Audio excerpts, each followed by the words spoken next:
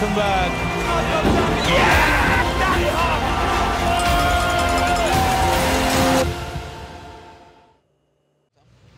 Je suis désolé.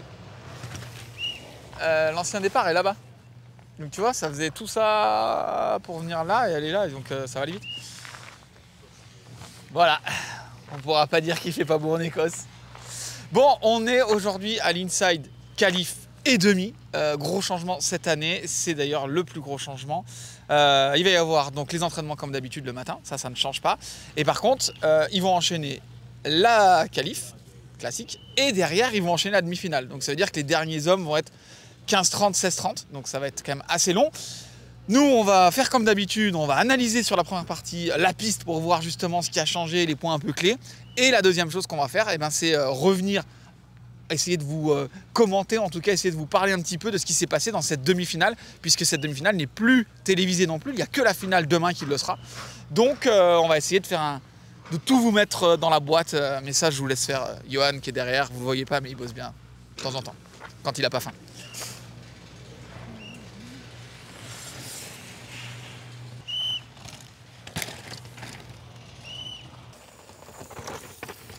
Le brouillard monte, ils annoncent la pluie. Donc voilà.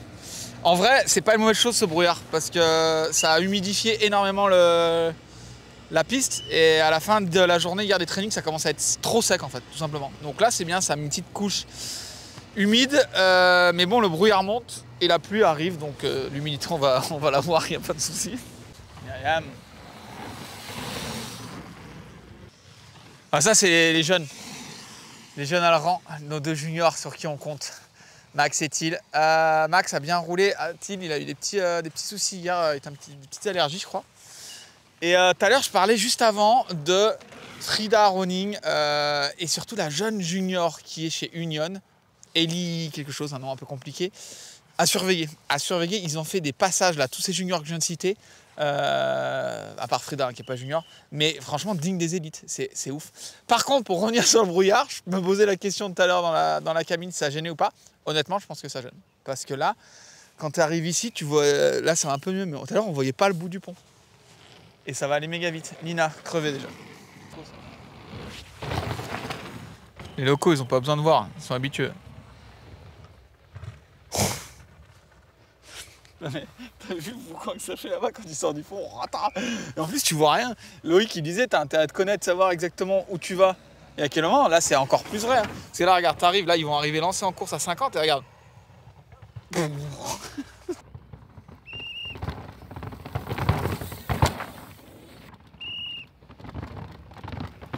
Après là ils sont pas en vitesse course tu vois. Donc, mais là c'est méga dur. Hein. Franchement c'est une voie romaine, quoi. C'est un enchaînement de cailloux. Il n'y a pas de solution miracle. Tu es obligé d'y aller. Il n'y a pas d'essai de trage à trouver. C'est essayer de gainer, d'être juste. Ouah, pas se faire prendre vers l'avant. Puis voilà. Hein. Alors regardez les ouvreurs ils savent faire. Ça fait tellement d'impact quand ils tapent les cailloux, on sent que le sol vibre. En plus, il y a un peu de la tourbe. Donc j'imagine que si moi, à côté chiant, eux dans les mains, ils doivent vraiment le sentir.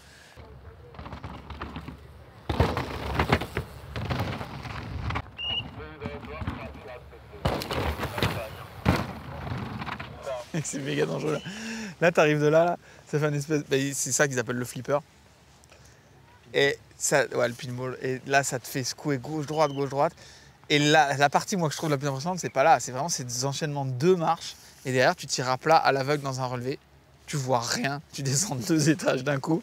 On a eu 2-3 là. Lucas Lagneau, Raph Pelletier. Ils sont passés, mais à 5000 à l'heure. Et en bas, ils sont écrasés en bas. Là, c'est bien comme il a fait, tu vois. Mais il y en a, ils se mettent outrance, quoi. Là, ici en course, ça va être impressionnant de voir.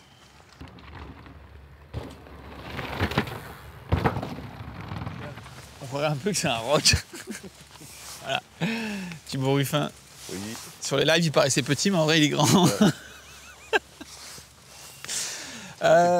Là, j'étais en train de parler du pinball avec ces 2 marches. Tu viens voir quoi, toi, exactement? Parce que moi, à part que ça me fasse peur, il n'y a pas grand-chose que...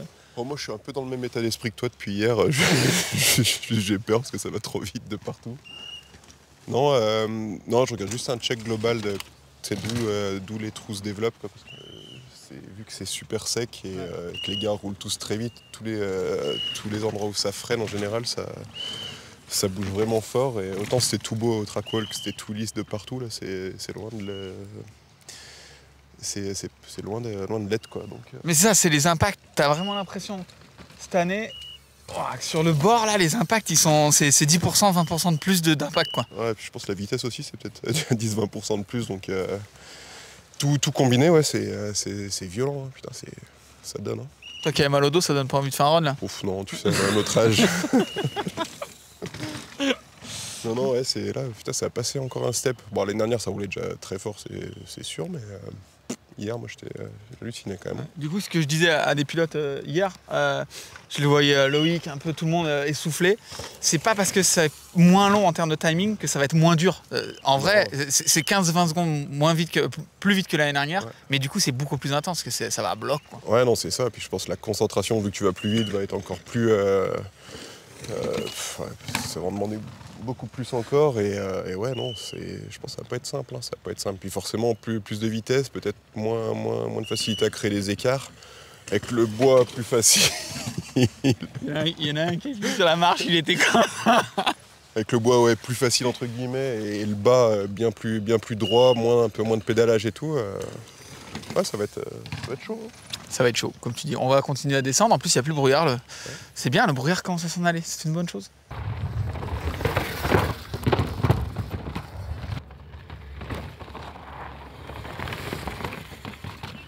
Ah, Milan.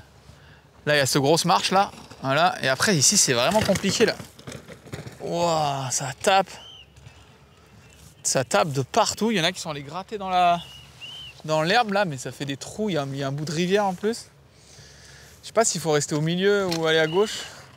Regardez un peu ce qu'ils font là. Le problème, c'est que l'entrée que tu choisis là, elle conditionne de ouf ta sortie en fait. Tu peux pas, Marine, tu peux pas aller où tu veux. En fait, t'es en freinage et ça tape tellement que tu peux pas changer de ligne. Ton vélo, il travaille, il est tellement comprimé que tu peux pas te balader et dire bah, je rentre là, c'est plus sympa, puis je sors à l'extérieur. Ou... Une fois que t'as pris cet axe-là, avec la vitesse, t'es obligé de tirer une ligne droite. Quoi. Ça va? Tranquillou, oui. Moi, alors j'ai deux choses. La première chose, c'est que moi, ça fait longtemps que je me serais déjà arrêté, j'aurais fait une pause, tu vois. Ouais. Toi, là, tu fais une pause pourquoi? Parce que t'es fatigué ou parce que c'est le chantier? Une pause parce que j'attends la qualif pour faire un full run. Je suis pas capable d'en faire avant. Et là, ce que je dis, c'est chaud. Ces parties-là, une fois que t'es rentré en ligne, là, tu peux pas changer ta trajectoire. En fait, tu rentres, ça freine et c'est vraiment des grands bouts, quoi. Tu peux pas un peu slalomer comme ça, là. Ouais, c'est super dur. Et puis les cailloux, ils te freinent déjà. Du coup, faut rentrer dans la bonne ligne, essayer d'esquiver un peu, mais c'est super dur. Déjà, de rentrer dans la bonne ligne, ça change entre chaque piste. Du coup, non, franchement, c'est super dur à rouler, c'est haut. Bon. Bah écoute, on va te regarder faire, parce que tu fais quand même toujours vachement mieux que nous. Hein. Ouais, bah après, là, je sais pas, là, je peux rien t'assurer. Hein. Chris Ozer avec le doigt déboîté. C'est-à-dire qu'il a pris un arbre hier, il a perdu la main dans un virage, de toute façon ça défonce de partout. Et il a de la chance, il s'est tapé un arbre, mais vraiment assez violemment. Ça lui a retourné le doigt, je crois que c'est celui-là que ça a retourné. Et là il roule. Ils sont allés à l'hôpital, ils l'ont remis dans le bon sens, ils lui ont scotché les deux, ils ont dit allez tu roules. Les mecs c'est quand même des sacrées machines, enfin les mecs et les femmes, hein, tous. Hein. Là franchement, pour se lancer là-dessus, il faut être vraiment chaud. D'accord, bah...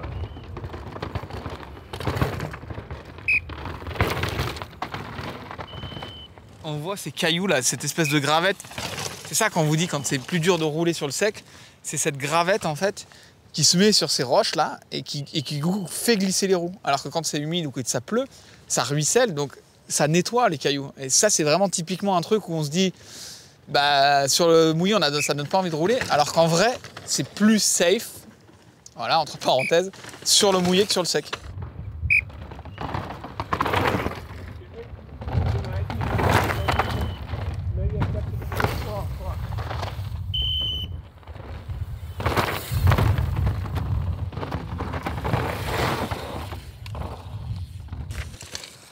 Oh joli, il a roulé sur la crête, mais mec tu fais pas ça deux fois. Là c'est vraiment ça qu'on disait là, ou Tib ou même Milan tout à l'heure qui en parlait, il dit ça, quand on parle de défoncer, c'est pas que le côté des cailloux et ces enchaînements, c'est qu'en fait, là, il y a des petites marches initialement. Et en fait, ça a creusé entre les marches. Ils ont essayé d'aller partout. C'est-à-dire que là, il y a ce caillou-là qui est juste là. Donc, ils ont essayé de se décaler. Et du coup, ça a fait un trou. Donc, en final, soit tu prends un impact qui est vraiment un dôme comme ça, soit tu prends vraiment un trou. Et c'est un enchaînement. C'est dans le freinage et c'est la répétition. C'est-à-dire que tout le haut jusqu'à temps qu'on rentre dans la forêt, c'est que ça, que ça, que ça, que ça. Et ça tape, tu lâches, tu prends de la vitesse. Et dans les points de freinage, tu te fais découper, quoi. Mais même à l'intérieur, hein, ça a fait des trous là-bas, tu le vois. Il y a vraiment, là, c'est partout, quoi. Il n'y a pas d'endroit où c'est repos. Donc, tu vois, il n'y a pas un moment donné où les deux roues roulent. Le vélo est tout le temps comme ça. Même les vélos bien réglés, là, on est quand même encore groupe B et junior et femmes. Donc, ça peut rouler un petit peu moins vite que les élites. Groupe A. Mais même les élites groupe A, les vélos, ils se font... Les vélos, les mécanos, je suis pas sûr qu'ils apprécient vraiment fort, oui. Tu sais que j'ai regardé le best-of et j'ai vu que en 2022, on était quand même bien plus présent qu'en 2023. Ouais. Mais c'était votre période de transition en 2023. C'est ça. Du coup, je me suis dit, là, 2024, eh ben, genre, mon objectif, c'est faire le best-of. C'est faire le best-of du best-of. Et t'as quand même des objectifs sur la piste, comme essayer de pas prendre tous les cailloux qu'il y a, non? Non, moi, ce que je préfère, c'est prendre les cailloux parce que, au final, quand tu passes à côté, c'est trop lisse, c'est pas... Il y a des sacrés trous à côté. Ouais. Et puis, les cailloux, c'est dur. Ça t'envoie, ça t'amène de la précipitation et des moments de doute, quoi. Donc, moi, j'adore vivre dans le doute. J'aime pas savoir. Ah, t'as pas vu pour la coiffure? Oh, mais mec, hier, j'étais mort. C'est chiant. Ils ont dit, ouais, Morgane, elle s'est chiée, du coup, ça, elle m'a pas fait payer. J'ai dit, putain, mais c'est fou pour une coiffeuse, quand même. Et après, j'étais là, mais elle a dû halluciner. Parce que je vois le personnage. Elle a dû halluciner quand Mathéo lui a demandé. Mais du coup, c'était Frix, donc ouais, hier, j'ai bien rigolé. Franchement, ils sont bons. Ils sont bons, c'est chiant. Bon, bah allez, on y va, on va donc les filmer et puis on parlera de la piste plus tard. Parce qu'on est sur tu veux qu'on parle de la piste? Non, pas du tout. Là, ça me va bien, franchement. Ouais, parce que pour être là, bon, autant qu'on discute de... Ouais, tu te reposes un peu. Non, par contre, là, on est d'accord qu'on a fait un tiers de la piste et genre, vous êtes encore plus rincé que d'habitude, j'ai l'impression. Ouais, franchement, quand je suis arrivé piste à pied premier jour, j'étais pas l'année dernière, ils avaient refait toute la track et c'était vraiment clean. Je me suis dit, putain, ça va changer du Fort William d'habitude. Et au final, là, ça s'est quand même bien défoncé. Ça travaille beaucoup entre les trous, entre les cailloux, ça creuse, etc. Ouais. Et du coup, qui est demi-finale et demi-finale aujourd'hui, tu fais moins de runs que d'habitude? Non, pareil, je vais faire 2 runs, la même. Et parce qu'en soi, faut pas changer. C'est comme une qualif, sauf que tu as un run en plus, quoi. Okay. Donc, en soi, je pense que c'est la qualif après qui t'aide à te régler pour la semi. Donc, ouais, toi, tu l'as pas pris comme un changement? Non. Juste moi, je préfère parce qu'en soi, j'aime bien ces courses d'un jour où c'est qu'il y a tout. Et je me sens toujours mieux sur un deuxième run. Donc, tu vois, genre sur semi-finale, j'étais toujours mieux en finale. Donc là, ça va être bien, genre, commencer crescendo, qualif 60 et ensuite tout mettre pour demain, quoi. Tu nous as dit qu'il avait replongé dans l'alcool ou pas? Ouais, là, en ce moment, j'ai... Je vais essayer de m'en faire un petit, là. J'essaie de faire un passage. Oui.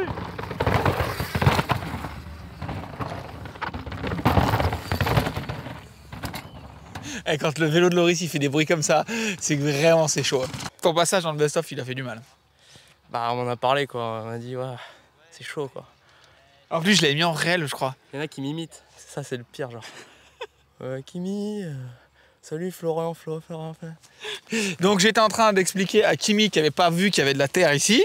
Je lui ai demandé pourquoi il passait dans les cailloux là pour se faire mal au bras alors qu'il y a de la terre là. J'aime la difficulté, ça me forge. Tu vois, t'as le couteau entre les dents, tu vois. Non mais en vrai t'avais vraiment pas vu? Bon. Non, mais là c'est pas mal. Hein. Mais tu veux pas essayer après là, il y a drapeau rouge là pour le moment donc on doit attendre. Et mais tu veux pas essayer, tu vois, on rentre là et hop tac, tu fais attention à aller au celle-là par contre. Enfin. Mais je pense que ouais. Ok. Tu veux aller là ou tu vas aller à droite? À droite. Hein. Il y a qu'une trace à droite. Hein. Les traces elles ont l'air plus là. Hein. Ouais, mais non mais tu prends là et tu tires de là, tu tires là et tu fais comme ça. Ouais, je pense. Faire ça. Hein. Vas-y comme ça. Voilà, que je peux bien remonter ton vélo. Et bienvenue sur Full Attack. Aujourd'hui, on va interviewer Flo le tondeur, Junior 2, c'est ça? Ouais, c'est ça, je suis bien avec mon vélo là. Donc voilà, je lui ai donné une trace, il va essayer. C'est un peu limite en pression, mais ça va faire. Et ton casque, il est où? Pas besoin de dire. Bon.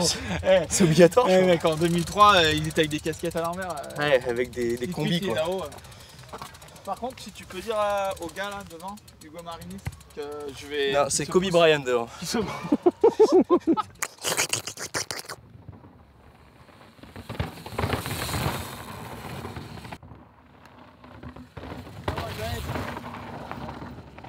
Bah oui, c'est lisse et tout, mec. Il y a un impact là-bas, toi t'en prends 67 là. Faut juste qu'avec la vitesse, t'arrives à viser ton machin là. Ouais. Mais bon, t'es assez bon pour ça, toi, non? Hein?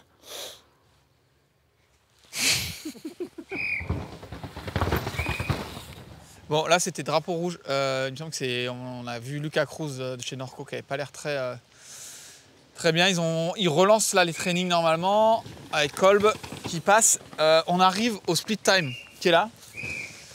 Donc c'est vraiment la fin de la partie haute. C'est là que commence tout simplement la forêt. Je pense que jusque là il n'y aura pas énormément d'écart. Enfin, il y en aura forcément, mais là on va commencer à fatiguer.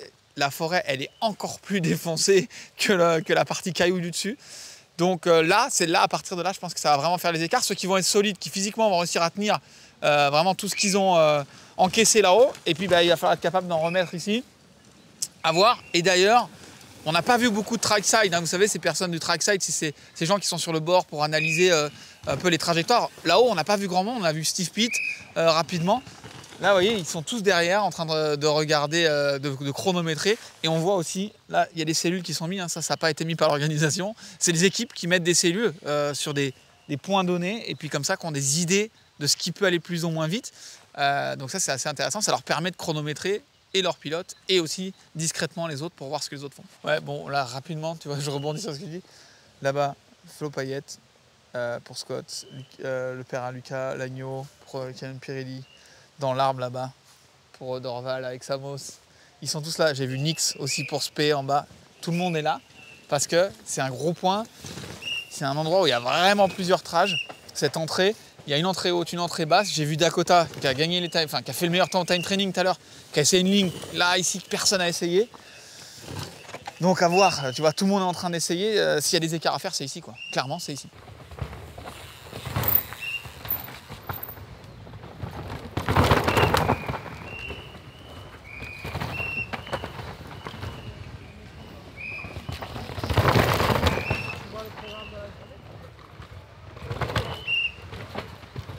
Ah, j'ai pas de time, désolé. C'est ici que ça va faire les écarts, tu crois ou pas?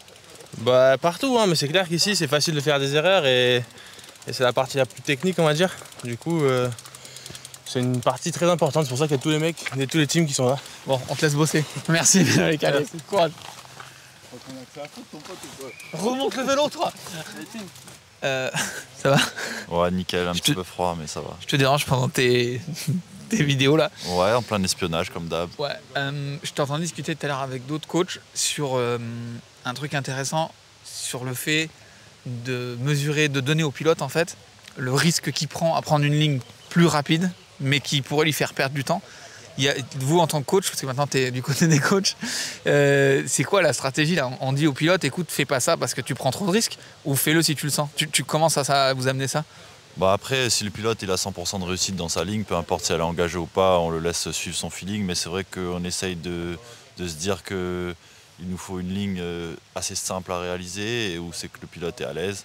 Et on regarde un peu ce qui se fait et derrière on conseille, mais c'est quand même lui qui reste sur le vélo au final.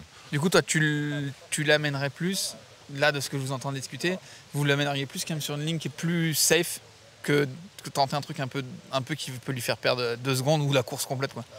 Ouais, bah c'est vrai qu'on rentre dans le bois, on est déjà quand même bien entamé. Je veux dire, ils seront tous un petit peu physiquement entamés et fatigués, donc c'est vite fait de faire une erreur. Donc forcément, les lignes engagées sont plus rapides, mais les lignes engagées vont faire des erreurs souvent. Donc pourquoi pas se diriger vers une ligne vraiment plus safe et plus coolée, on va dire, où c'est que tu es sûr de ne pas faire de faute et d'avoir une vitesse moyenne sur tout le bois où tu sors tout le temps pareil. Et là, bah, même si le gars il engage et qu'il fait des fautes, bah, tu peux être devant, donc c'est rentable, quoi. Et maintenant que tu es sur le bord, est-ce que du coup, de voir autant sur le bord, passer autant de temps sur le bord, tu te dis, si j'avais vu ça, quand j'étais pilote, athlète, il y a des choses que j'aurais fait un peu différentes? Ah ouais, carrément, de ouf. En plus, moi, j'aime toujours les tirs, les trucs, les machins un peu engagés. Donc, des fois, c'est pas forcément rentable, tu vois. Mais bon, quand t'es tout seul et que t'as personne et que tu suis un peu ton feeling et la façon dont t'aimes rouler, et des fois, c'est vrai qu'il faut sortir un peu de ça pour assurer un endroit et être vraiment plus efficace sur le run entier, quoi. Frix Training, Frix Performance. Tu viens commencer ton best-of Voilà, je viens 2024. Non, je viens voir ce que t'en penses un peu de ce passage. On dit que c'est le passage qui va faire des écarts. Est-ce que c'est vrai que c'est là que ça va faire des écarts? Ben, je sais pas, parce que souvent les passages on dit que ça fait des écarts, c'est pas là où il y a tant d'écarts. Non, ouais, ben, c'est là où il y a le plus de lignes, je dirais, mais après, je sais pas. Au final, là-haut, t'as plein de lignes droites, t'as plein de cailloux qui t'arrêtent, tous les trucs un peu de merde. Je pense que c'est ça, où tu sais, c'est plus des longues parties où t'as vite fait de perdre du rythme et mais beaucoup après, de temps, plutôt que là, au final, tout le monde se pignole les endroits, mais au final, ça revient même. Ouais, bah, on comparait un peu, il n'y a pas une énorme diff, quoi. Je pense que ça a plus vite fait à perdre sur 1 minute en haut dans les virages de merde plutôt que là sur. Tu veux dire qu'il vaut mieux presque faire moins d'erreurs et soigner le truc. Ouais, c'est ça. C'est ce que là-haut tu prends un caillou, tout à l'heure il y en a qui disait tu prends 10 mètres par rapport à celui qui est devant toi. Ouais, c'est ça. Je pense que c'est. T'as vite fait de prendre un caillou, et après ça t'arrête et après t'es dans un mauvais rythme et t'as vite fait d'enchaîner les merdes. Et là tu perds un speed monstre. Plutôt que là, tu vois, au final. Il y a plus de lignes, c'est sûr, mais c'est moins. Ouais, c'est histoire de justifier le boulot de ceux qui sont sur le bord. Exactement. On justifie notre salaire. Moi, le mien, il n'est pas trop justifié là, du coup. Bon, on va revoir pour ceux qui n'étaient pas au courant. Hugo qui s'est fait les croisés, le truc sympa. On te revoit. Le truc sympa de 6 mois. Ouais, sympa de 6 mois. Là, on te revoit pas sur le vélo avant. C'est quoi l'échéance? Août, ça peut faire? Ouais, je vais essayer de rerouler fin juin et faire les 2 dernières, quoi. Loudanviel. Rendez-vous à Loudanviel pour voir Frix Talent. À la maison. À la messe. À la messe.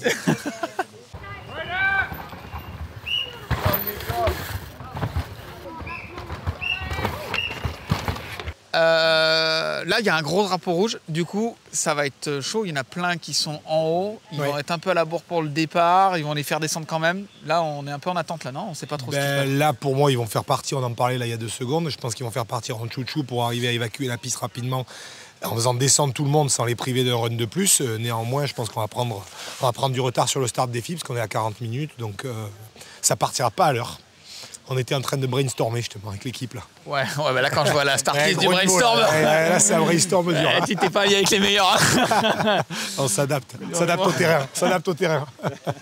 On parlait que ça pouvait faire un peu des écarts. Est-ce que cet endroit, psychologiquement, quand tu sais que t'as loupé un peu ton truc, t'as loupé le trou, c'est très lent comme partie. Dès que tu loupes quelque chose, tu sors de ce bois un peu touché peut-être psychologiquement. Tu as le bon mot, c'est vrai que c'est un peu un jeu psy parce qu'il y a quand même du rythme sur tout le haut de la piste. Secteur 1, hyper dynamique et lisse. Tu rentres dans le secteur 2, ça frappe. Tu es vraiment à des hautes vitesses et d'un seul coup, là tu temporises. Tu te retrouves dans de la terre, des racines, du technique par contre trialisant si tu veux. Et après tu repars dans une partie qui est quand même super importante. Donc tu as tout intérêt à rester dedans et effectivement il y a du temps à perdre mais il n'y en a pas forcément beaucoup à gagner. Donc il faut savoir temporiser, essayer de trouver une ligne qui est malgré tout safe mais pas lente pour arriver à ce que les mecs, ils temporisent, ils respirent pour le secteur 4 sans pour autant poser trop de secondes. Je pense clairement que la course ne se gagne pas ici, mais par contre elle peut se perdre ici. Et par contre, au final là on est vraiment à un endroit qui va à l'arrêt.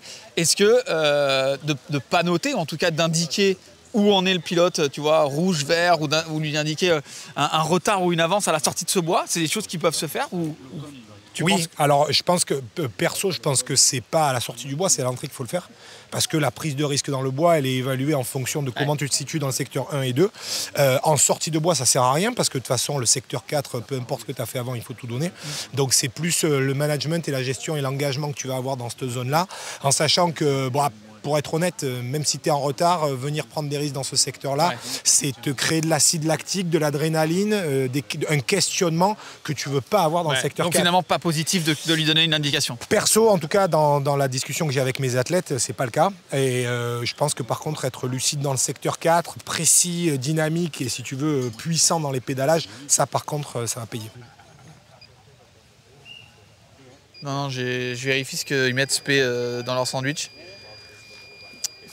Il y a des substances... Bon, après, on est aussi en Écosse, donc il y a aussi déjà des trucs que tu achètes qui sont déjà pas clairs d'entrée de jeu. Waouh, non, non, non, non, non, non, non. Putain, mais les mecs sont dingues. Ah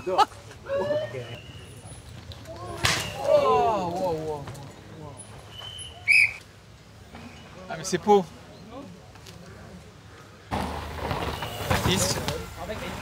Putain, ça les colle dans le machin. C'est méga chaud, il est midi. Ils ont même pas le temps de laver les vélos, tu vois Kevin et le mécano de David, de Jordan Williams aussi ils ont même pas le temps de mettre de l'eau sur les vélos, tu vois, ils se pressent parce que le timing est méga serré à cause de ce drapeau rouge, ils viennent juste d'arriver en bas et là il faut qu'ils s'échauffent, qu'ils montent pour aller s'échauffer, faire le home trainer, etc.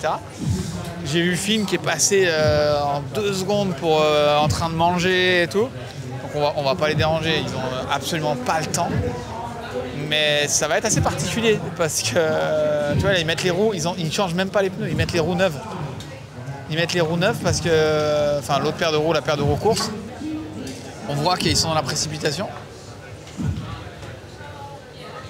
Loïc a l'air calme, tranquille.